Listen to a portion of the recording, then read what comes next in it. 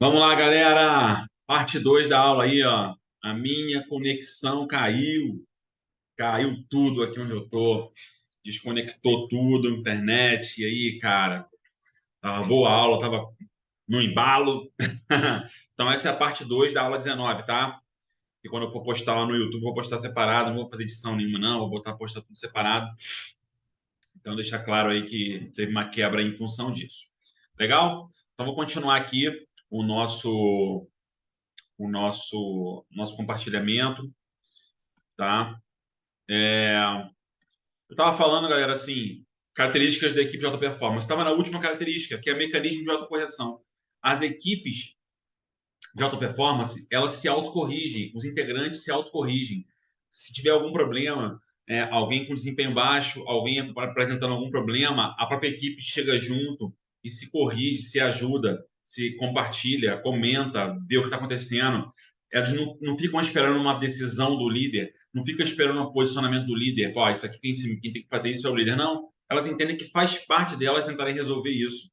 Faz parte disso. Por quê? Porque elas têm que fazer o seguinte: se a gente conseguir desonerar o nosso líder dessas pequenas picuinhas, pequenos problemas, ele vai ter mais tempo para trabalhar na prateleira de cima, junto aos outros gestores, abrindo espaços, removendo obstáculos da nossa equipe, conseguindo coisas melhores para a gente conseguir desempenhar um papel mais interessante.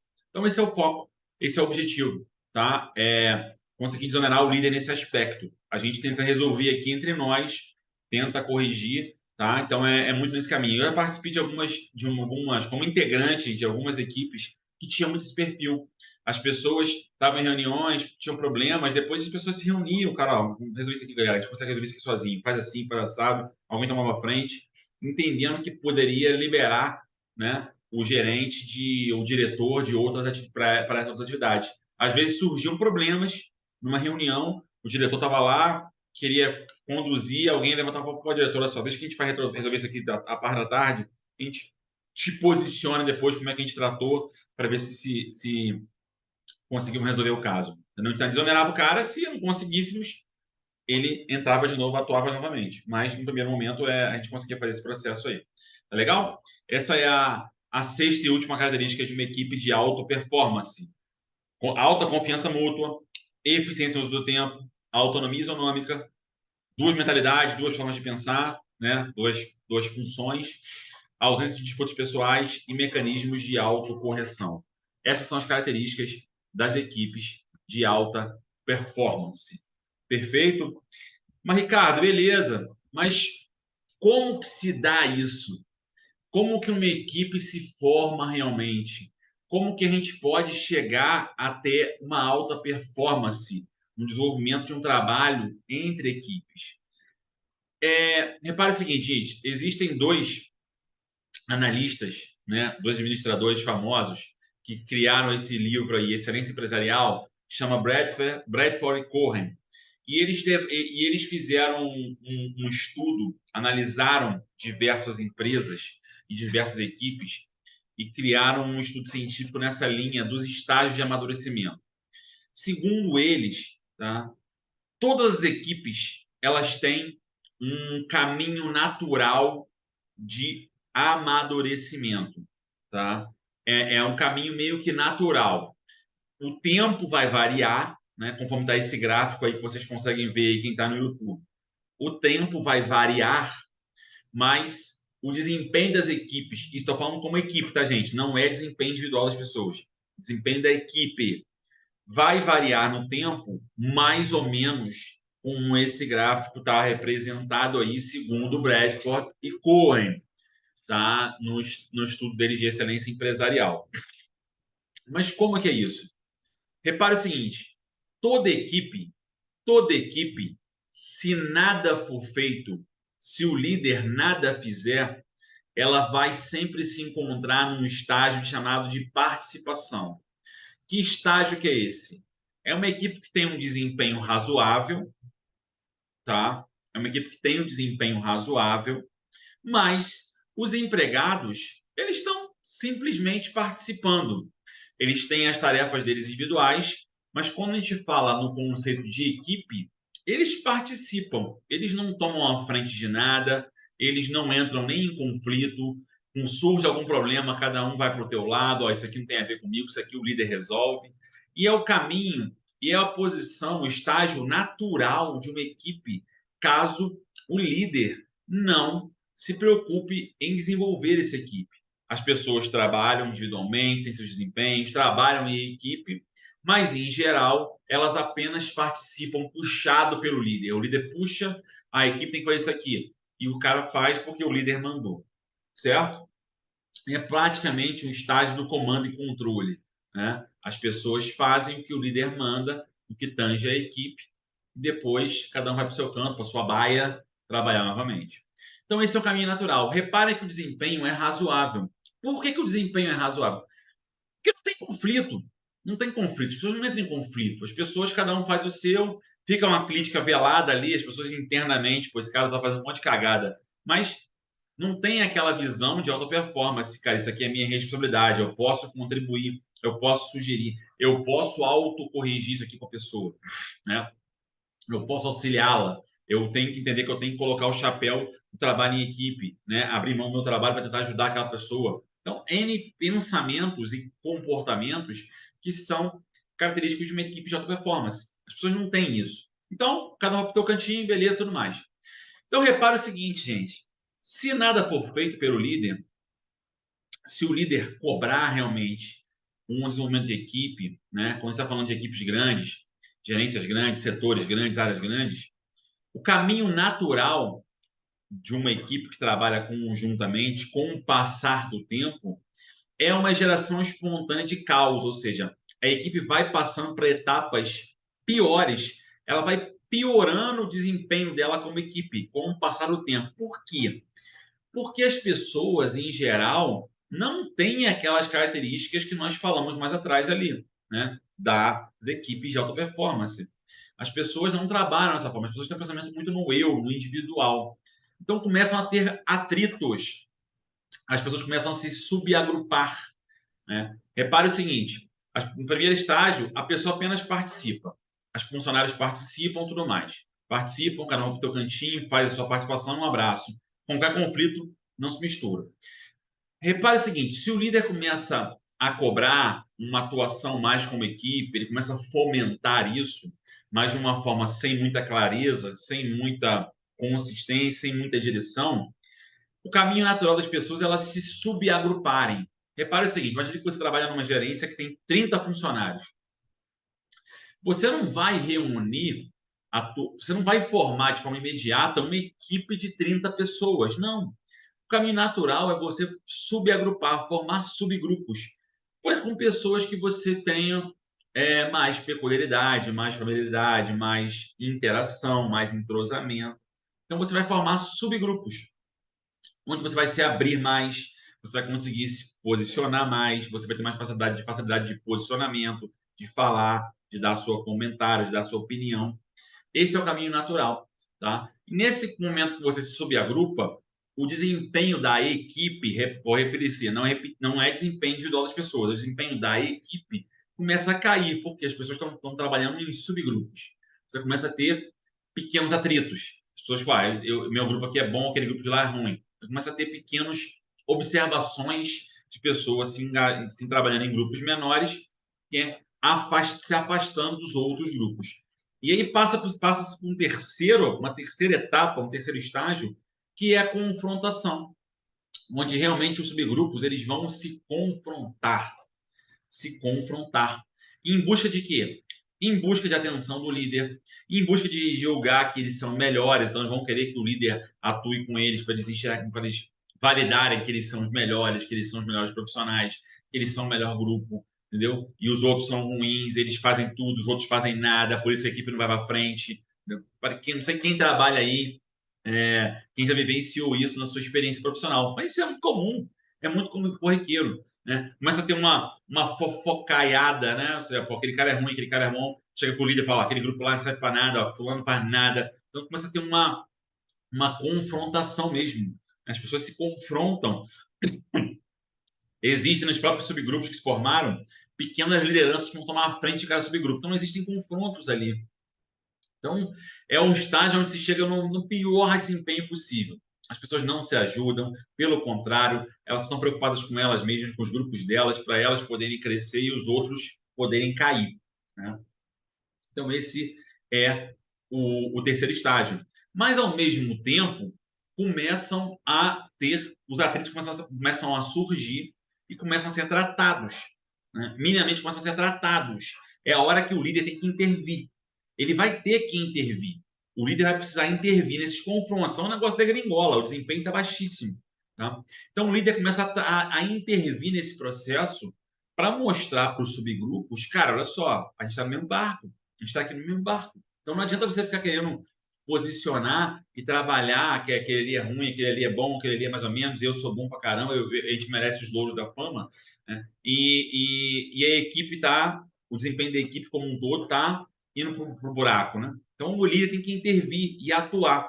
E é nesse momento que o líder vai ter que realmente mostrar para o grupo que não adianta eles se subagruparem, não tem muito sentido isso. Eles estão no mesmo barco, eles estão trabalhando juntos. Então as pessoas começam a enxergar o seguinte, cara, realmente, cara, não faz muito sentido. A gente se subagrupou, não faz sentido isso, cara. Nós estamos um time só, tal. Então as pessoas começam a aumentar o desempenho delas de novo, porque chega-se no estágio quarto, que é o estágio da diferenciação. É nesse momento que o líder vai precisar diferenciar, porque existem pessoas nesse grupo que são pessoas nocivas para a equipe.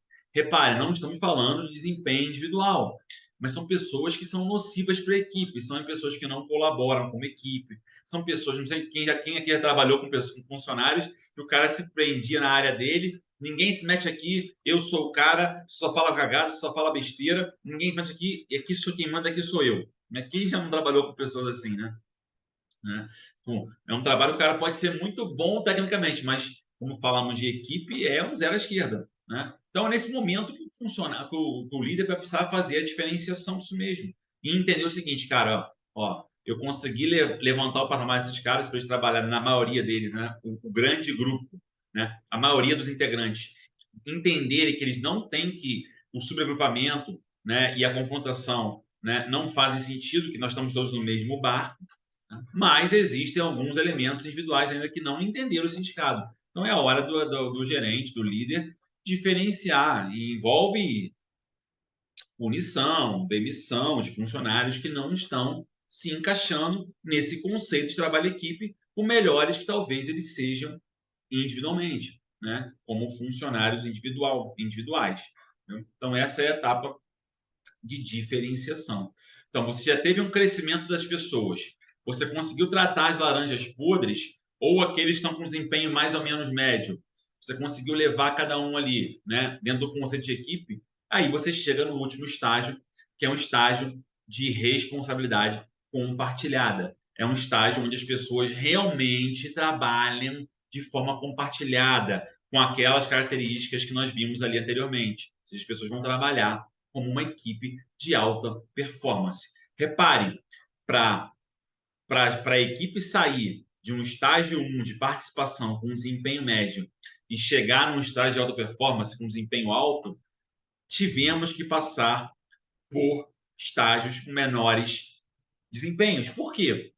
Os confrontos precisam surgir, os conflitos precisam aparecer, precisam ser tratados. Isso é caminho natural. Não há como não acontecer isso. A grande questão é que esse é um gráfico estudado, é um estudo científico feito com dezenas, centenas de empresas, né, com centenas de equipes analisadas, mas esses gaps aí, essas quedas, elas não são similares, né? Podem acontecer menos intensas em uma empresa, mais intensas em outra.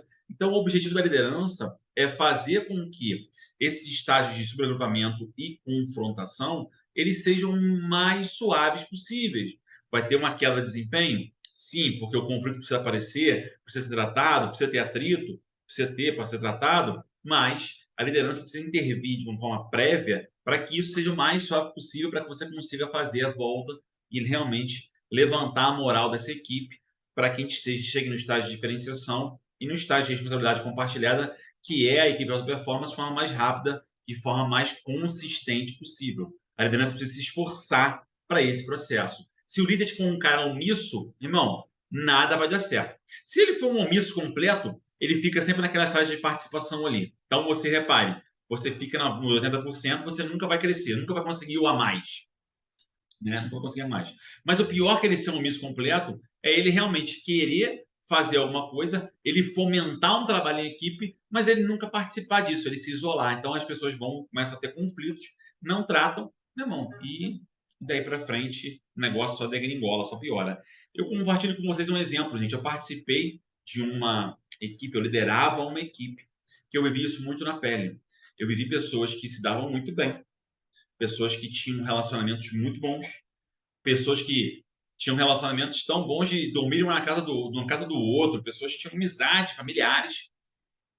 E passa-se um tempo, cara, os caras não conseguiam olhar na cara do outro. E a ponto de realmente de denunciarem um ao outro problemas pessoais gravíssimos. Por quê? Porque eles não conseguiram superar esse estágio do conflito. Os caras entraram num estágio de confronto, não conseguiram superar. E eu, como líder, por mais que intervisse, não fui capaz de fazer os caras entenderem que eles precisavam trabalhar em conjunto, que independente das diferenças que eles tinham, era importante para a equipe. Né? E mesmo duas pessoas que tinham relações tão próximas, tão íntimas, de elogios mútuos, os caras chegaram num ponto que, cara, era uma impossibilidade de trabalhar junto. Então eu tive que tomar ações em prol da equipe, né? Porque não tinha como seguir com os dois naquela situação, eu tive que abrir mão de um em função desse processo, porque isso estava fazendo mal para a equipe como um todo. Então, esse é o estágio de amadurecimento de qualquer equipe, gente. Para você alcançar o máximo, um estágio de alta performance, você precisa ter conflitos. Você vai ter quedas de desempenho, mas tem que ser temporário, tem que ser de forma suave. Então, o desafio é esse. Como que você, como líder, permite e vai permitir que esses estágios de forma de desempenho ruim sejam mais suaves possível. É o que a gente vai entrar aqui agora. Como fazer isso? Antes disso, aqui eu só definir aqui uma etapa de diferenciação. Ó. Fiz um resumo que os próprios Bedford e Cohen, eles analisam dessa forma. Ele fala o seguinte, ele faz um quadrante com base em atitude e desempenho. Né? E aqui é atitude e desempenho não individual, mas atitude e desempenho com base naquelas características de uma equipe de alta performance. Né? Como cada um se enquadra, né, nessas características. Né? E ele faz uma análise assim, né? Naquela etapa de diferenciação você vai entender. Você como líder vai entender cada indivíduo do teu grupo, assim, como que eles estão, né, com a atitude deles, alta, média ou baixa, em relação ao trabalho em equipe. Como é que está o desempenho deles em relação ao trabalho em equipe? Então você vai conseguir posicionar cada um e aí em função da posição de cada empregado nessa etapa de diferenciação, você tem ações a tomar. Ações a tomar. Ou seja, se tem aquele empregado, cara, que ele pô, bicho, ele tem uma atitude totalmente positiva para trabalhar em equipe, e ele tem um desempenho positivo no trabalho em equipe, cara, esse cara precisa ser premiado, ele precisa ser realmente, né, colocado numa posição que realmente mereça um destaque, né? Ao passo que, de forma paradoxal, você tem funcionários que têm baixíssima atitude para trabalhar em equipe, baixíssimo desempenho, cara, esse cara tem que ser desligado. Precisa ser desligado, ele não tem muito o que ser feito com ele, tá? E você tem ações que você pode tomar no meio termo, né? Empregados que tenham média ou alta atitude e médio ou alto desempenho, você precisa orientar esse cara a treinar, né? Ele precisa ser orientado e treinado, mas eles têm claramente possibilidade de alcançar a posição máxima aí. E ao mesmo tempo, se você tem empregados com alta atitude, mais baixo desempenho, você precisa fazer um TAC. Eu chamo de TAC, eu gosto de chamar de TAC, né? De termo de ajuste de conduta. Você precisa ajustar esse cara, chegar esse cara, tratar com ele, cara, olha só, o desempenho está muito ruim, o desempenho está ruim, vamos precisar fazer um ajuste aqui, você precisa melhorar seu desempenho com base nisso, individual, né? Mas tudo com relação ao trabalho em equipe, cara, você não está entendendo o trabalho aqui, você não está conseguindo se encaixar no perfil da equipe, para lá, para lá, para lá, para lá, certo? Independente das suas características individuais. Você precisa melhorar nisso. Então, você vai fazer um ajuste com ele de conduta. Certo? E ao passo que o cara tem um desempenho alto, mas uma atitude baixa, ou seja, que ele seria um cara nocivo, né? Uma atitude média, né? Se ele é um cara, perdão, é isso mesmo, uma atitude baixa, né? Ele tem um desempenho médio ou alto, mas tem uma atitude baixa, ele é um cara meio nocivo no que tem de atitude, né? Mas ele tem um desempenho da média alta, você ainda pode dar uma segunda chance para ele. Eu falei, ó, é uma atenção, um chá de atenção, cara. Esse cara tá ali no limiar, né? Você precisa chamar ele e realmente dar um ajuste de conduta dele com relação à atuação, falar, cara, olha só, se você não mudar isso aqui, pá, você tá fora, como os outros que foram desligados, entendeu? Então vamos ajustar isso aqui, assim, assim, assim, assim. Então, é essa hora que você, como líder, precisa diferenciar os seus empregados com relação à postura deles como equipe, independente da atuação deles individual, independente. Se você quer realmente levar a tua equipe para uma alta performance. Perfeito? Então, repare o seguinte, gente. Até aqui, nós vimos os conceitos do que é uma equipe de alta performance e vimos aí quais são os estágios de amadurecimento naturais, um caminho natural de qualquer equipe, né? Qualquer equipe segue esses ritos, segue esses caminhos, segue essa estrutura, certo? Em qualquer aspecto. Mas a equipe segue assim, segue esses ritos de maneira homogênea, Ricardo? Não segue de maneira homogênea, né? O próprio estudo de Bradford e Cohen, ele mostra o seguinte, ele classificou 8 variáveis de análise. Ele fala o seguinte, existem equipes que vão seguir, né, vão evoluir mais rapidamente em uma variável, menos rapidamente em outra variável. Então ele classifica, ele separa em 8 variáveis distintas. E ele faz uma análise seguinte, cara, ó, você como líder precisa atuar junto à tua equipe nessas 8 variáveis. Se você conseguir atuar nessas 8 variáveis e tratar aquelas que estão mais baixas, mais negativas, né, num estágio mais inferior, naturalmente você vai conseguir levantar as outras também, e você vai conseguir elevando a tua equipe para os estágios superiores, para o estágio da diferenciação e depois para o estágio da alta performance, tá? Então essa é a linha de atuação de análise deles com base nas variáveis. E é isso que esse slide aqui mostra, tá? Então, eles chamam de variáveis de controle, ou seja, para você entender a sua equipe. Às vezes, os integrantes da tua equipe, eles podem ter alta confiança. Eles são altamente confiantes deles mesmos, confiam em todo mundo é amigo, confia em todo mundo. Mas, cara, eles têm problemas de tomar decisão, têm problemas de comunicação, têm problemas, às vezes, de visão, não conseguem entender que a visão tem que ser abrangente, cada um está só na sua visãozinha ali individual, entendeu? Então, cada variável vai ter o seu estágio diferente. Então, repare o seguinte: você pode estar num estágio, né, de participação na parte de compromisso e pode estar num estágio realmente de diferenciação na comunicação, né? Então, essa é a análise deles. E esse é o trabalho que eles fazem, certo? Como que você deve trabalhar, né? Com base nessas 8 variáveis. Quais são as outras variáveis? Vocês vão reparar que as outras variáveis são muito similares àquelas características que eu pontuei lá no primeiro slide das equipes de alta performance, tá? Então, quais são as outras variáveis? Confiança e compromisso, ou seja, quantas pessoas acreditam nas outras e estão dispostas, né, com elas a trabalhar, a fazer um trabalho conjunto. Autonomia e foco, né? O quantas pessoas realmente concedem de espaço para tomar a decisão, ou seja, quanto elas estão abertas, né, para que outros tomem a decisão em relação ao trabalho delas, né, a ouvir realmente os seus pares, os seus colegas. Comunicação, ou seja, comunicação entre os integrantes, como é que essa comunicação se dá, como que as pessoas, né, têm proatividade para se comunicar, para falar, para pontuar o que está ruim no trabalho do outro, o que o trabalho do outro está fazendo mal para o trabalho dele, ou não, a equipe, cara, ó, isso aqui é coisa do gerente, eu não vou me meter nisso, né? Então, essa é a visão clara do processo. Tomar decisão, ou seja, o quanto as pessoas realmente são assertivas, né, para fazer escolhas, aquilo que a gente falou de tomar decisão sem precisar do líder, né, intervir toda hora, quanto os integrantes são assertivos e eficientes nessa tomada de decisão. Né? A visão abrangente da equipe entra naquela questão dos duas mentalidades, dois chapéus, né?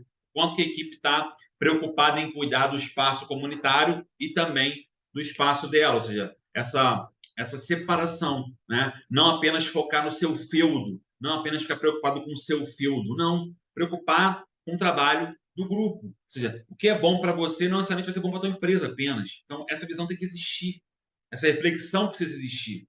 Não é só pensar no seu trabalho individual, não é só isso. Então, isso a gente precisa entender nossas equipes, como cada um dos integrantes das nossas equipes analisa, pensa e vislumbra esse processo. Tá? Relacionamento, você só já diz o processo. Autogerenciamento, ou seja, quantas pessoas se autocorrigem, o quanto os funcionários estão em busca dos problemas da equipe para se autocorrigirem, sem precisar da intervenção do líder corriqueiramente.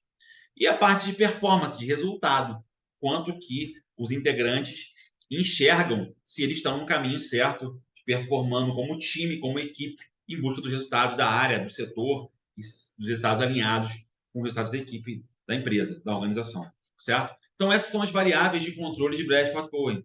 Então, ele analisa o seguinte: cabe ao líder enxergar em que estágio está a equipe em cada uma dessas variáveis e tratá-las para que a gente consiga passar por aqueles estágios, né? Como a gente viu ali atrás, para que a gente consiga passar pelos estágios mais baixos, né?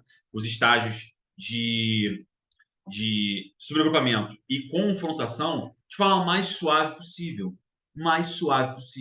para que a equipe realmente consiga alcançar o estágio da responsabilidade compartilhada, né, de uma alta performance de maneira menos impactante, né? Que a gente consiga superar os conflitos que surjam de forma mais suave possível, porque vão existir conflitos, senão a gente não consegue alcançar a alta performance. Perfeito? Perfeito, então? Então, essas são as 8 variáveis. E o que são essas 8 variáveis? Vou mostrar para vocês aqui agora, ó. Como é que eles trabalham isso, certo? Vou compartilhar para vocês aqui a outra tela agora, a tela do arquivo aqui em Word. Ó. Reparem aqui. Eu acho que está compartilhando já, certo? Repare aqui, ó, as 8 variáveis estão aqui, ó, confiança e compromisso, autonomia e foco, comunicação, troca de informação, tomar decisão. Repare, visão, relacionamento, clima, autogerenciamento da área. Tá? Então são as 8 variáveis. E aqui nessas colunas estão os 5 estágios: participação, subagrupamento, confrontação, diferenciação e responsabilidade compartilhada. E aqui eles colocam mais ou menos como que é a atuação da equipe em relação a cada uma dessas variáveis em função dos estágios que a equipe se encontra. Então, repara, vamos pegar aqui um exemplo. Vamos pegar aqui, ó, tomada de decisão. Como que a tua equipe toma decisão, tá? Então, assim, se eles estiverem no estágio de participação, geralmente a tomada de decisão ela é influenciada pelos mais extrovertidos e falantes. A maioria do pessoal, ó, fica quietinho, só participa e só faz o que foi comentado ali e volta para a sala, não tá afim de participar muito, né? Só olha lá, vai lá, participa, não se envolve, certo? Agora, vamos imaginar que a equipe está passando dos estágios, está amadurecendo. Segundo, segundo, segunda estágio, né? Subagrupamento, né? A equipe já tem impasses, o chefe está tendo que interferir, subgrupos começam a fechar assuntos antes do equipe, ou seja, os subgrupos já estão montados, começam a fechar posições ali anteriormente, certo? Confrontação já é um jogo de poder. Assim, a informação vira arma, começa a virar disputa, né? Um usa isso contra o oponente, eu sou melhor, a outra pior do que eu sou o melhor. Começa a querer realmente influenciar o líder nesse sentido. O chefe começa a ter dificuldade, muita dificuldade para poder realmente consolidar isso, porque tem conflitos onde realmente existem uma carga pesada de confronto nesse processo, tá? Quarto estágio, na diferenciação, certo? Participação ampla de todos no processo de discussão. Você já tem um apoio geral, as pessoas já entenderam que precisa apoiar, já tem uma participação maior, pessoas que participam. E no último estágio, ou seja, já tem um consenso coletivo, né? As pessoas já começam a consensuar coletivamente, né? Um indivíduo toca à frente, dá uma sugestão, mas existe um consenso. As pessoas entendem que o consenso é importante para esse processo, tá? Independente da visão pessoal de cada um, o consenso é fundamental nesse processo. Então, essa é a quinta etapa. Então, repare, você consegue analisar para a tua equipe hoje com base nessas indicações e tentar entender, cara, em que estágio minha equipe se encontra hoje nesse aspecto, tomada de decisão. E você consegue entender, em que estágio está cada equipe, a tua equipe nessa variável. E assim você faz com as outras 7 variáveis, tá? Essa é a dinâmica. Esse é o trabalho para você alcançar uma alta performance.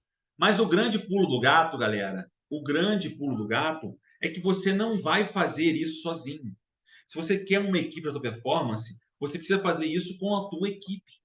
O trabalho e a grande sugestão, e aqui Brett pode pôr então algumas sugestões, mas eu adaptei para a minha realidade, porque eu entendo que é o correto, ou seja, se o trabalho é em equipe, se você, lembrem-se, disclaimer inicial, estamos partindo de meus empregados já sabem o que eu tenho que fazer, já tem desempenhos individuais muito bons, tem clareza, tem atitude, não tem ninguém desmotivado, não tem ninguém jogando contra, não, já tratei tudo isso individualmente. Agora estou tratando a minha equipe. Então, eu vou tratar com eles. Eles têm maturidade, então eu vou trabalhar com eles esse trabalho de maneira conjunta. Né? Eles vão participar disso comigo. Eu vou liderar o processo inicial, mas eles vão ter participação fundamental nesse processo. Sem isso, galera, não dá. Sem eles estarem imbuídos e participando disso, sabendo que eles fazem parte do processo de decisão, de mudança, não há como fazer nada, não há possibilidade de crescimento.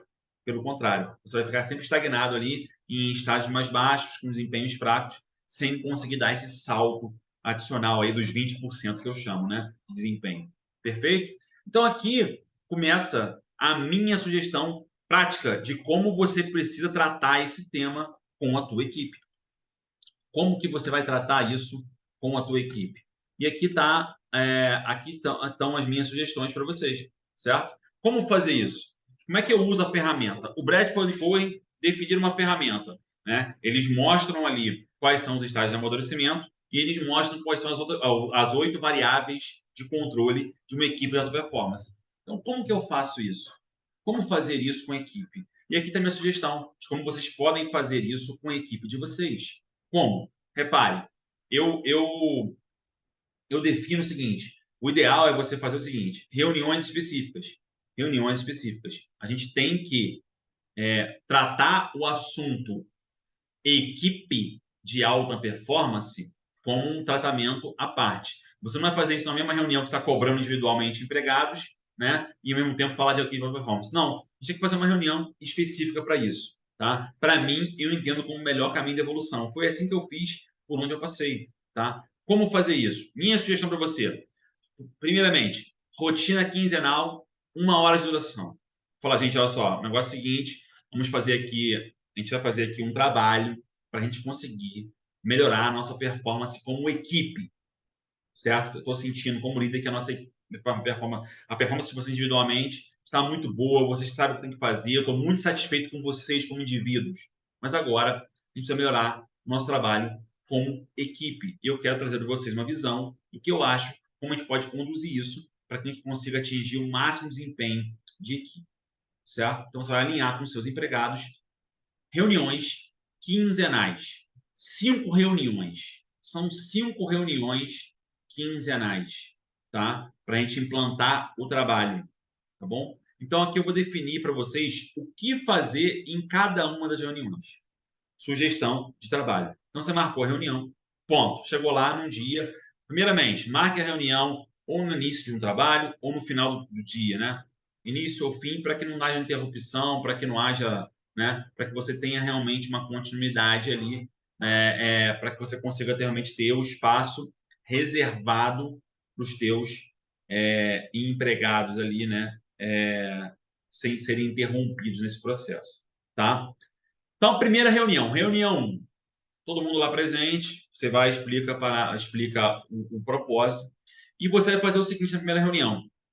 Você vai fazer o que eu fiz com vocês. Você vai fazer em 1 hora, mais ou menos. Pode ser que a primeira passe um pouquinho de 1 hora, mas você vai ser bem conciso. Assim, você vai apresentar para os teus empregados tudo o que eu fiz até agora. O que é uma equipe de alta performance? Você apresenta o gráfico dos estágios de maturidade para eles, ou seja, como é que uma equipe se comporta. De forma mais sucinta, você não tem que dar aula para os caras, não. Vai mostrar para a gente, ó, uma equipe é assim que funciona, isso tem estudo científico desenhado, tá? E você apresenta a tabela de variáveis versus estágios, que eu mostrei para vocês aqui agora. 8 variáveis contra os 5 estágios. Então, você vai apresentar para eles. Você apresentou os conceitos. Galera, o que é minha equipe de alta performance? Vocês, como indivíduos, são ótimos, vocês estão trabalhando muito bem, desempenhando muito bem, mas agora a gente vai analisar a nossa equipe. Eu acho que existem gaps, existem dificuldades. Eu, como líder, vejo ainda alguns problemas, algumas situações que não estão legais, para lá, para lá, para lá. Então, eu quero fazer um trabalho com vocês para a gente conseguir realmente ter melhores resultados como equipe, como time, certo? Você mostra para eles o que é uma equipe de alta performance. Ponto. Apresenta quais são os estágios de amadurecimento, de maturidade de uma equipe como um todo. E você mostra a tabela. Né? E quando você mostra a tabela está detalhada ali, né? Como é que é a realidade, né, de cada estágio para cada variável ali estabelecida. E aí você vai pedir para cada empregado individualmente posicionar em função de cada variável qual o estágio que eles acham que a equipe se encontra. Então, ele pega aquela tabela, você vai passar para eles, mostra lá no slide, sei lá, mostra onde vocês quiserem, e você mostra para o funcionário. E ele falou o seguinte, gente, agora eu quero que vocês, individualmente, cada um de vocês, para cada variável que vocês lerem aí, eu quero que vocês analisem como é que está a nossa equipe hoje e você pontue em qual estágio você acha que a nossa equipe se encontra. E os funcionários vão avaliar. Confiança, ele vai ler lá. Ele vai ler lá cada estágiozinho lá, para lá, como é que acompanha? Ele vai falar assim, pô, cara, acho que nossa equipe está nesse estágio aqui número 2. Ele vai lá e pontua, estágio 2. Na parte de comunicação, estágio 3. Na parte digital, cada um vai fazer sua análise. Cada um vai pontuar. Cada um vai fazer sua colocação. Repare o seguinte, cada um vai ter uma visão, né? Cada um vai ter uma análise individual, certo? Então você vai, depois que você fizer isso, tá? Você vai consolidar suas opiniões, tá bom? Você vai consolidar suas opiniões, tá? Repare, todo mundo terminou ali, reunião inicial, reunião 1. Você apresentou os conceitos, mostrou para os caras qual é o propósito, qual é o objetivo e mostra para os caras o seguinte, cara, nesse estudo científico existem essas 8 variáveis, eu quero que vocês analiem, cada um de vocês, a opinião de vocês é fundamental, vocês me pontuem qual estágio vocês acham que nosso time está nesse momento. Ponto. Término da reunião. Reunião terminou. Reunião 2 daqui a 15 dias. Nesse interstício, né, para a reunião 2, tá? Nesse interstício, você consolidou essas opiniões de empregado. Imagina que você tem 10 empregados lá. Você consolidou isso. Só uma questão que eu não falei, gente, que vale a pena frisar aqui, tá? Quando a gente fala de equipe de alta performance, antes da gente falar até de equipe de alta performance, faltou esse gap lá no início. O que é uma equipe? O que é uma equipe? Então, nem falando de alta performance, o que é uma equipe? Uma equipe é um grupo de pessoas que exige, que possui uma interligação entre suas tarefas. Possui uma relação nesse sentido, certo? Então, entenda o seguinte, a tua equipe tem que ser autodependente, né? Ou seja, as pessoas precisam ser autodependentes, não, perdão, tem que ser interdependente, né? Entenda assim uma equipe como o fulano depende do Beltrano, que o Beltrano depende do ciclano, ou seja, existe uma inter-relação entre as atividades das pessoas. Né? Aquele pessoa faz uma atividade, aquela pessoa X depende da pessoa Y, a pessoa Z depende da pessoa X, a pessoa W depende da pessoa Z. Então, existe uma integração, uma inter-relação entre as atividades desenvolvidas pelos integrantes da equipe. Então, aí você tem realmente uma equipe. Repare que mas não, eu mentorei uma menina, né? Recentemente, que ela era gerente, ela gerenciava uma equipe de compras, né? Ela gerenciava uma equipe administrativa. Então, no grupo dela tinha 3 pessoas que faziam compras, 2 pessoas que faziam folha de pagamento, né? E 2 pessoas que faziam outra atividade lá que eu não lembro agora o que era. Mas era algo que não tinha relação. Então, repara o seguinte: quem fazia compras não tinha nada a ver com quem fazia folha de pagamento. Nada a ver. Eram pessoas que estavam na equipe dela porque juntaram, aglutinaram para ela gerenciar, mas as pessoas não tinham nenhuma dependência. Então, repara o seguinte: ela não podia fazer um trabalho com os 7 funcionários juntos porque cada um tinha uma realidade diferente. Ela deveria ter feito que fazer um trabalho entre os 3 que tinham relação, depois entre os 2, mas não fazia muito sentido. Então, repare, ela não tinha uma equipe, ela tinha um grupo de pessoas trabalhando com ela, numa gerência, mas as pessoas não tinham características de equipe. Por quê? Os três que trabalhavam com compras não tinham nenhuma relação com os dois que trabalhavam com folha de pagamento. Nenhuma relação, nem indireta. Ou seja, trabalhavam ali estanques, os outros estanques, então eles não têm uma equipe. Então, para ela não fazia o menor sentido trabalhar isso aqui com o grupo dela. Faz sentido trabalhar com isso quando as pessoas têm algum nível de dependência, de interdependência entre elas. Repare, eu trabalhei numa gerência que fabricava lubrificantes. Então, você tinha uma equipe de mistura, uma equipe de pessoas que faziam envase de lubrificante, uma equipe de pessoas que fazia planejamento, uma equipe de pessoas que era administrativa, né, mas que tinha relação com os empregados, né, trabalhava com os empregados, fazia controle de ponto de empregados, fazia treinamento dos empregados, preparava isso. Tinha uma equipe que trabalhava na área de movimentação e enchimento de carregamento de caminhão, né? Tinha relação com a área de mistura. Então, existia um nível de interdependência entre eles. Então, aí você tem uma equipe. Repare isso. Perfeito? Então, faltou esse aviso lá inicial. Perfeito? Então, beleza. Reunião 2. No intervalo entre a reunião 1 e a 2, você consolidou as opiniões. Você pegou, cada um escreveu, você falou, você viu lá, cara. Você fez uma média lá e viu assim, cara, pô, com base na opinião dos meus liderados, meus integrantes da minha equipe, pô, quais são, né? Como é que está a avaliação de cada um deles para cada uma das variáveis? Você faz uma média ali. E aí você conseguiu chegar numa posição que você conseguiu ver o seguinte, cara, com base na visão desses empregados, quais são, como é que está o estágio, né? Em qual estágio nossa equipe se encontra para cada uma das 8 variáveis. E aí a minha sugestão é que você pegue as 3 variáveis que estiverem mais atrasadas, as 3 que estão com mais atraso, que estão mais para um estágio mais inicial, né? E aí você vai trabalhar essas. Por quê? As variáveis elas têm uma interrelação entre elas. Se você trabalhar essas 3, naturalmente você vai dar pequenos tiros nas outras também. Não tem como trabalhar as 8, que é inviável. Você tem um trabalho absurdo. Então, foque nas 3. Você viu lá e definiu, com base no que meus empregados viram, as 3 piores são essas aqui. Pá, pá. E aí você abre a segunda reunião falando isso para a equipe. Gente, olha só. Apresentamos o conceito na aula na reunião anterior. Vocês fizeram a análise de vocês. E com base na análise de vocês, aqui estão os resultados. Ó, quais são as variáveis mais atrasadas? Você lista lá as 8, ó, mostra lá. Pode até fazer uma escalazinha lá, né? De pontuação. As 3 piores são essas aqui. Ponto com base na visão de vocês. Vocês me disseram isso, não sou eu. Vocês me disseram isso. A equipe de alta performance depende da visão de vocês, não é da minha, da minha opinião individual. Então, a equipe visou e disse que as 3 mais problemáticas são essas aqui. Então, você sugere, gente, vamos trabalhar essas 3. É o foco nosso agora, trabalhar essas 3. Então, você já passa para a tua equipe selecionar qual vai ser a primeira a ser trabalhada. Não precisa ser a primeira que tem o pior resultado. Talvez eles vão por esse critério, mas passa para que eles participem, para que eles se sintam parte integrante do processo. Olha só, as 3 piores são essas. Qual que vocês acham que nós temos que trabalhar primeiro?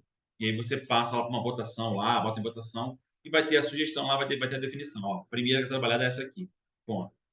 Então, ao mesmo tempo que eles definiram qual é a primeira a ser trabalhada, você vai abrir para discussão. É tipo um brainstorm mesmo. Gente, agora a nossa discussão é só em cima dessa variável aqui. Pá. O que está ruim? O que precisa ser feito? Quais são os problemas? Aí você abre o brainstorm para todo mundo falar, cara, tá ruim isso, tá ruim isso, tá ruim isso, precisa melhorar nisso, nisso, aqui. Abre mesmo para discussão. Abre para discussão. Existem técnicas para você fomentar os caras a falarem mais, né? Eu tenho uma técnica, eu não vou abrir aqui não, quando eu falo de criatividade, eu posso até fazer uma reunião com vocês depois adicional, quando eu falo de criatividade, eu falo isso, técnicas para o cara participar, para ter uma participação global de todo mundo, para não ficar só 2 ou 3 falando. Não, para você ter mais gente falando. E você fomenta isso, para que todo mundo dê ideia, fomenta isso. Um brainstorm pesado mesmo. Eu chamo de brainwriting, para as pessoas escreverem mesmo, certo? Mas não é o foco que nosso. Um foco que nosso, vamos para o mais usual, mais convencional. Então as pessoas vão lá e falam, dão as ideias dela, pontuam as ideias dela, certo? Que precisa evoluir. E aí você vai fazer uma consolidação das sugestões que foram dadas, você vai separar em 2 blocos. Ações que a equipe precisa fazer e ações que você, como líder, precisa fazer. Tá? Então, ou seja, vamos surgir da discussão que vocês tiverem no brainstorm, vai surgir várias ações. Cara, nós estamos ruins nisso.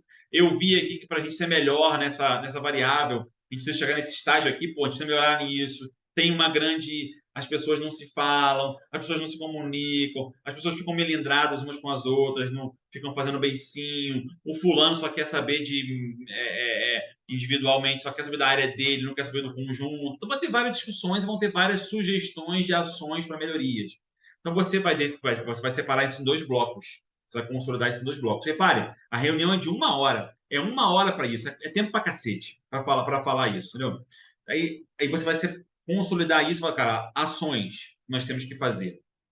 O que nós temos que fazer? O que eu tenho que fazer como líder? O que vocês têm que fazer como equipe? Você vai colocar isso, ações, com prazo e responsabilidade. Bom, não precisa ser prazo de 15 dias a próxima reunião, não. Pode ter prazos mais duradouros, tá? Mas vocês vão ações a serem feitas. Repare o seguinte, até melhor, tá? Aqui eu roubei aqui. Não vai definir prazo nesse momento, não. Você vai colocar ali ações que têm que serem feitas. Ou seja, o que nós temos que fazer como líder, que o líder tem que fazer, que a equipe tem que fazer. Não vai definir prazo nesse momento, não. Tá? Nessa reunião 2 é só para definir as ações que nós precisamos cumprir e fazer para melhorar essa variável. Tá bom? E aí você toma cuidado com as ações da sua responsabilidade, para você abraçar o que você vai conseguir cumprir. Você tem que ser exemplo. De repente vem umas ideias de estapafúrdia lá que você... o líder tem que fazer isso aqui, conseguir uma cama para a gente dormir. Não tem sentido. Então você tem que cortar isso, cara. Ó, isso aqui do galera. Ó. Não pode deixar isso entrar nas ações, porque senão depois você não consegue cumprir, aí a tua equipe não vai cumprir, nada anda para frente. Tá bom? Então, já corte ali na raiz ali. Se tem ações que você entende que não faz sentido, você argumenta e mostra que não tem sentido e fala que não tem sentido levar isso para frente. Tá? Mas o final da reunião é você ter uma tabela com ações para a equipe, a responsabilidade da equipe para a melhoria dessa variável e responsabilidade do líder para a melhoria dessa variável. Perfeito? Essa foi a reunião 2. Pulei aqui um slide.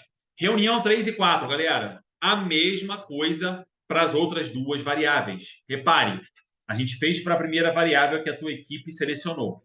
Agora vamos fazer para outras 2 variáveis. A tua equipe mesmo pode selecionar. Gente, olha só, das 3 piores que a gente listou, tratamos a variável X no encontro passado, agora temos a Y e a Z. Qual vocês querem tratar agora? Queremos a Y. Então vocês fazem a mesma coisa. Brainstorming, problemas, discussão, o que está ruim, o que está bom. Deixe os caras falarem.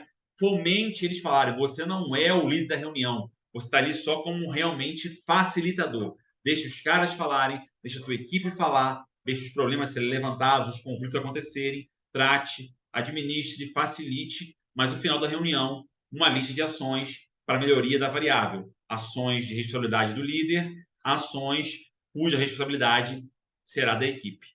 Ponto. Reunião 4, a mesma coisa para a variável que ficou faltante. Beleza? Concluídas as 4 reuniões.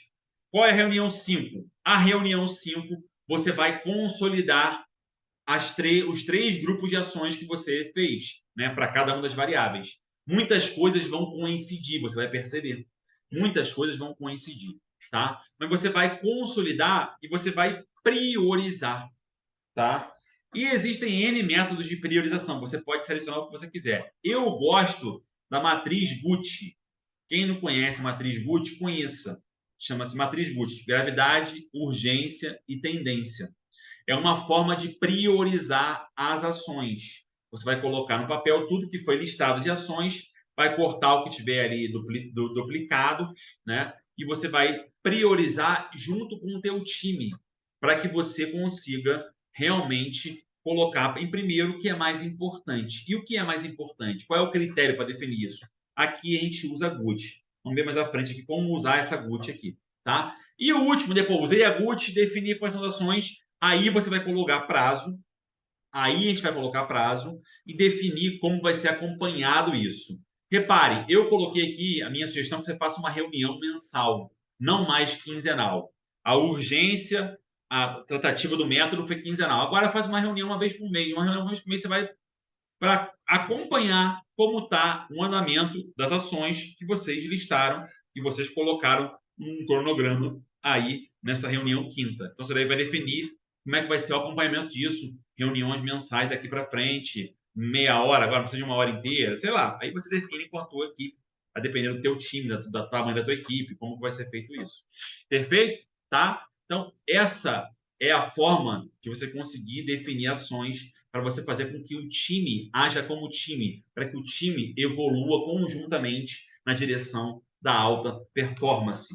Se o foco é tratar todo mundo como um time, trate o caso como um time, não individualmente. Podem ter ações individuais agora nessas discussões aqui? Podem, mas a, a, o espelhamento disso, a apresentação, o andamento tem que ser para o time inteiro entender. Como cada um tratou, como está sendo tratado, como conduzir, para que o time dê pitaco, participe e dê sugestões. Perfeito?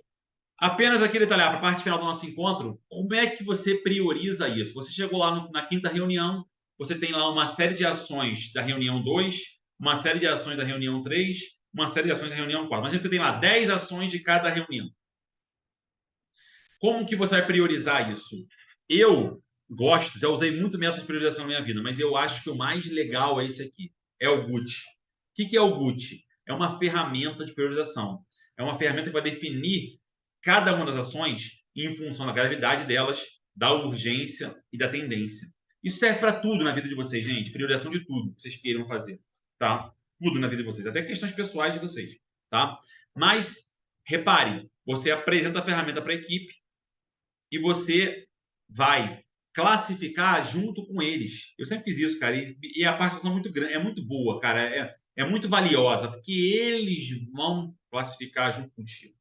Então você apresenta para eles e fala o seguinte, gente, olha só, como que funciona o GUT? O GUT, a ferramenta, a matriz de GUT, ela define da seguinte forma: a gente tem que pegar cada ação que a gente definiu ali, que a gente listou, a gente vai dar uma pontuação para essa ação, para critério de gravidade dela, para o critério de urgência e para o critério de tendência. O que é isso? Tá? Gravidade, a gente vai classificar de 1 a 5 se a ação é pouco grave, não tem gravidade nenhuma, ou se a ação é muito grave. Sabe? O que é muito grave? Cara, envolve morte de pessoas, envolve risco de a empresa falir, envolve risco de matar gente, entendeu? Algo desse nível, tá? A gente está falando de algo, gravidade envolve risco pessoal ou risco de financeiro, risco realmente de falência, algo dessa linha, tá? Dessa estipe, a depender da análise que você está fazendo. Ah, mas Ricardo, então, qual é a diferença de gravidade e urgência? O que é urgente? Urgente, gente, é que você precisa ter uma atuação sua imediata. Repara, vamos fazer uma análise seguinte: a gente tem a tendência, a Maria nossa é achar que tudo que é grave é urgente e é tendente. Não, não necessariamente. Repara o seguinte: imagine que eu vou pegar um exemplo. Eu tinha uma reunião, eu trabalhava numa base de combustíveis e eu tinha uma reunião lá de SMS, onde via tudo estava ruim na base, para a gente poder corrigir, para a gente poder atuar e fazer manutenção, fazer correção, fazer investimento. Repara que listava 30 ações, tinha que priorizar, a tua equipe é limitada, tem que priorizar. Então, repara como é que eu. Repara o seguinte: a gente fala lá, tudo tem que fazer. Eu tenho que atuar de forma. Eu tenho que corrigir, fazer a manutenção do tanque de gasolina porque ele está com alta corrosão. Isso é uma ação. Eu tenho que fazer a manutenção do armazém que guarda os lubrificantes. Né? Eu tenho que fazer a manutenção dos pilares do pátio de estacionamento de carros. Né? Tudo mais ou menos o mesmo problema. Tudo é corrosão. A base era na beirada do mar, né? A corrosão comia, então tudo era corrosão. Então repare lá, né? Ou seja, o tanque de combustível, né? A corrosão dele, né? É uma corrosão seguinte. O que pode acontecer com o tanque? O tanque pode explodir. Se o tanque, a corrosão chegar, pode ter um vazamento, pode ter uma explosão. Então, é grave, gravíssimo. Uma explosão pode dar impacto e matar um monte de gente, certo? Então é gravíssimo. Ponto. Agora, o armazém que armazena lubrificante, né? Caixa de lubrificante e tambor de lubrificante. É grave? Não tão grave quanto o tanque. Por quê? No armazém, não tem muita gente rodando no armazém. Só tem quem vai lá, a empilhadeira que vai lá colocar a caixa e vai tirar. Então, são poucas pessoas passando por ali. Mas existe um risco. Se eu botei no tanque extremamente grave e tem 5, no armazém eu diria que é muito grave. né? Porque tem pessoas ali rodando, não são tantas quanto no tanque, né? Mas é muito grave. Agora, eu vou lá, pilares do estacionamento de carro. Repare, eu chego na base para trabalhar. Eu estaciono o carro ali 7 horas da manhã e pego meu carro 5 horas da tarde. Os únicos 2 horários que eu entro no estacionamento é 7 horas da manhã e 5 da tarde. Mais nada. Então, ou seja, se cair aquele pilar ali, a chance de matar alguém é muito menor. É muito menor. Então, já não é muito grave. Eu diria que é grave. Ó, é grave porque ainda pode matar gente, mas a chance é muito menor. Então, é grave. Entendeu? Consegue entender a diferenciação? Agora, vamos para a urgência. Repare o seguinte, aí a gente vai analisar o seguinte, como é que está a gravidade da corrosão. Repare o seguinte, apesar do tanque ser gravíssimo, porque mata gente, pode ser que esteja no estágio inicial de corrosão. Né? Então, ela não é tão urgente, ela pode esperar. Eu conheço aquele trabalho, eu conheço o tanque, eu sei o seguinte, cara, dá para esperar mais um pouquinho, não vai, a corrosão não vai terminar ali, não vai vazar produto amanhã, não, vai demorar um tempo, conheço como é que é o andamento das coisas, né?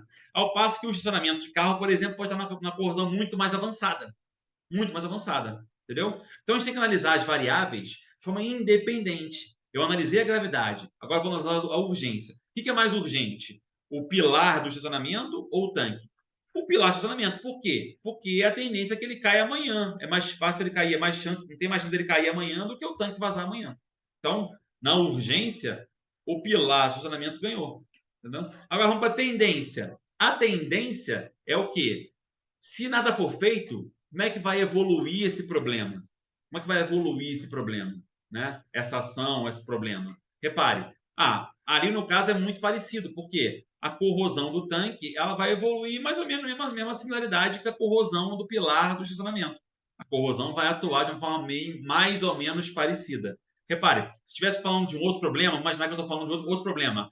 O piso do pátio de caminhões está cedendo, né? Repare, aí já é outra variável, ou seja, qual é a possibilidade, qual é a tendência do piso ceder? É maior ou menor do que a corrosão ir evoluindo? Provavelmente a corrosão ela tem uma evolução menor do que o piso ceder, porque passa um monte de caminhão ali, ele vai ceder mais rapidamente. Então a tendência do problema piorar é maior para o piso, né, do caminhão do que para a corrosão do tanque. Então, a tendência maior para esse cenário do piso. Então, você analisa as variáveis de forma independente. E aí você vai dar pontuação para cada uma das ações que você sugeriu ali. Pô, cara, se nada for feito para essa ação aqui, ela é grave? Ela é urgente? Ela é tendência? Então, você vai lá e vai dar pontuações de 1 a 5. Então, você vai ter lá 1, 2, 3, 4, 5. Olha lá, pode ter ações que pode ser 5 na gravidade, 5 na urgência, 5 na tendência. Beleza. Pode ter ação que tenha 5 na gravidade, 3 na urgência, 2 na tendência. Então, você vai ter um ranqueamento material. Você não vai ter uma priorização com base na minha visão. Não, vai ter uma questão realmente, um método, né? Vai ter algo ali objetivo para definir o que tem que ser feito primeiro, tá? Essa é uma questão. Eu melhorei essa matriz Gucci, tá? Eu desenvolvi um método meu, por quê? O que acontece? Eu coloquei uma variável a mais. Eu chamei eu tenho uma analogia, assim, um neologismo meu. Em vez de ser Gucci, eu chamo de Gute. Eu coloco também a execução junto. O que é isso? Eu comecei a reparar durante a minha vida profissional que geralmente, vamos imaginar, pegar esse caso meu como exemplo de novo, tá? Esse caso das obras de área de segurança, né, meio ambiente da base. Geralmente, as ações que sempre estavam nas cabeças lá com a maior pontuação eram ações grandiosas. Era o tanque, era o piso do estacionamento todo, era tubulações que vão para o mar, que podem vazar para o mar. Então, eram obras grandiosas. Então, repare, eu reuni a equipe para a gente priorizar o GUT, e aí eu tenho lá 30 ações, e a primeira ação é o tanque, a segunda é repintar todas as tubulações de novo, da base toda. A terceira é refazer todo o telhado dos tanques, sei lá. Né? Geralmente são ações grandiosas. Né? E aí você começa a atuar nessas ações e parece que as ações não estão andando, porque são ações que demoram a serem executadas. Demandam de um trabalho externo, demandam subcontratação, licitação de empresas. a empresa tem que parar o trabalho, tem que parar a atividade da base para a empresa fazer a intervenção no tanque. Então, não são coisas simples. Então, o que acontecia? Você começava a priorizar isso, a equipe priorizou, a equipe batia no peito, nós priorizamos aquilo que é melhor para a base. Aí você vai no mês seguinte, o que andou? Né? Embora as coisas estejam andando, parece que nada está andando, porque nada foi feito, nada foi concluído. Então, começa a criar um sentimento meio negativo nas empresas, nas pessoas. Parece que nada está evoluindo. Elas falam, pô, nós fizemos isso e a gerência não fez nada. Então, eu criei uma quarta variável que chama execução, onde eu coloco ali, ou seja, ponto também de 1 a 5, o que é mais facilmente executado e o que é mais difícil. Né? Então, quando eu coloco essa variável, o que acontece? Algumas ações que estavam mais para baixo, né, que eram talvez menos relevantes, menos graves, menos urgentes ou menos tendentes, mas são ações de pequena monta que você faz em um dia, elas vão subir para um nível maior. Então, beleza, você está continuando a atuar nas ações graves, no tanque, na tubulação, mas está fazendo lá o reparo o reparo do bebedouro, o reparo das mesas do escritório, coisas mais simples. E as pessoas veem isso andando. No mês seguinte, você vai ter lá, pô, tu tem o tanque lá, que aparentemente está parado, está andando em pequenas frações, tem a tubulação, mas tem uma série de outras pequenas ações que andaram. Então, dá um sentimento de motivação para as pessoas muito grande, para a tua equipe. Então, repare, as pessoas começam a ver, caraca, o negócio está andando. Eles veem um sentimento de uma percepção de progresso. Então, isso motiva as pessoas, diferente do que aconteceria se nada tivesse andando. Tá? Então, consegue entender a diferença? Então, por isso que eu faço essa quarta variável, execução, e costumo botar até peso 2 nela. Boto até peso 2 nela. Por quê? Você vai no meio das ações grandiosas, você vai colocar pequenas ações que vão andar e vão dar a sensação de andamento, de continuidade, de progresso, e vai gerar uma sensação de pertencimento para a tua equipe. A equipe vai ficar animada. Então, façam isso também quando vocês forem priorizar as ações que a própria equipe sugeriu. Porque às vezes as primeiras ações lá que vão ser priorizadas vão ser ações grandiosas, que vão demorar 1 ano para serem feitas. E aí nessas reuniões mensalmente, parece que nada está andando. Então isso vai dar uma baixa, uma desmotivação gigante para a tua equipe. Então coloque ali ações de execução, usa o critério de execução para que você consiga, de maneira objetiva, puxar algumas ações para cima. Isso vai causar uma sensação positiva na tua equipe absurda. Vai fazer com que eles se engajem, motivem, estejam animados em busca da alta performance. É assim que a gente faz. É assim que a gente anda para frente. Perfeito? Galera, esse foi o nosso encontro 19. Fechamos aqui hoje. Ele está em 2 partes. A primeira parte caiu a luz aqui onde eu estou. Então, vou botar 2 vídeos lá no YouTube, também no Instagram, que eu vou liberar os 2 vídeos, tá? E espero que vocês curtam aí nosso encontro 19. Próxima semana eu vou liberar lá o encontro 20, que vai ser o encontro, a gente vai falar do legado do líder, depois o encontro 21, que a gente fala da parte de preparação para entrevistas, de como se posicionar, como é que você demonstra a tua posição, né? E a tua melhor versão numa entrevista de emprego ou numa entrevista para você crescer, né, interna, né, um próximo posto de trabalho internamente. Beleza, galera? Fique com Deus aí, espero que tenham curtido, tá? Até essa próxima semana aí. Um grande abraço.